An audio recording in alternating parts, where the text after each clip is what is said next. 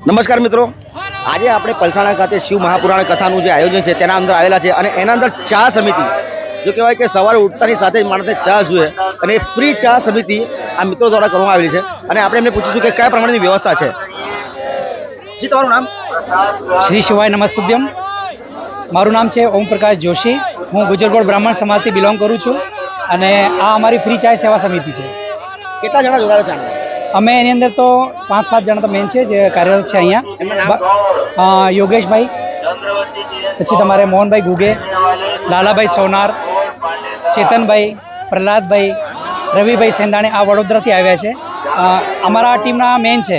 એટલે જે તમે ચા પીવો છો આ બનાવવાનું કાર્ય મેન કાર્ય આ ભાઈ કરે છે. એટલે એમનું બહુ મોટું યોગદાન છે અમારા સમિતિમાં. અને બાકી બધા અમારા ઓમકારેશ્વર ગ્રુપ છે, બાકી ઘણા બધા ગ્રુપ અહીંયા એક્ટિવ છે અમારા કામ માટે. લોકોને શું સંદેશ આપવા માંગો છો? અમે લોકોને એ સંદેશ આપવા માંગીએ છીએ કે તમે અહીંયા કથામાં આવ્યા છો, થાકેલા છો, અહીંયા આવો, ચાની પ્રસાદી લો. અને જ્યારે તમે સવારે અહીંયાથી તમે આવવાનું શરૂઆત કરો તો અહીંયા નાસ્તો લઈને, ચા લઈને પછી તમે કથા સાંભળવા જાઓ. એટલે આ કથાનો આનંદ તમારો 2 ગણો થઈ જશે.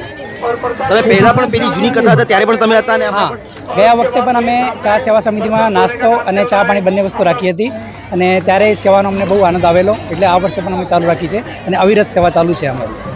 કેવું લાગે છે? ગયા વખતે સારું હતું કે આ વખતે સારું? બંને વખતે સારું છે. દર વખતે આનંદ વધી રહ્યો છે. અમે ભગવાન મહાદેવને એ જ પ્રાર્થના કરીએ કે દર વર્ષે અહીંયા સુરતમાં કથા થાય અને અમને આ સેવા કરવાનો મોકો મળે. બહુ બહુ ધન્યવાદ. હર હર મહાદેવ. जी, आपका नाम? रवि भाई संदान है.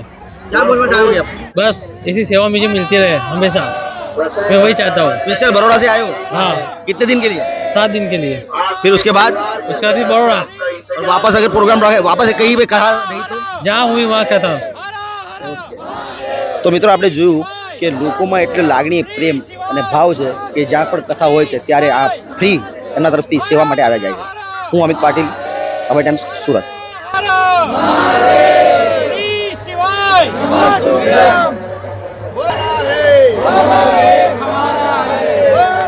सभी भाई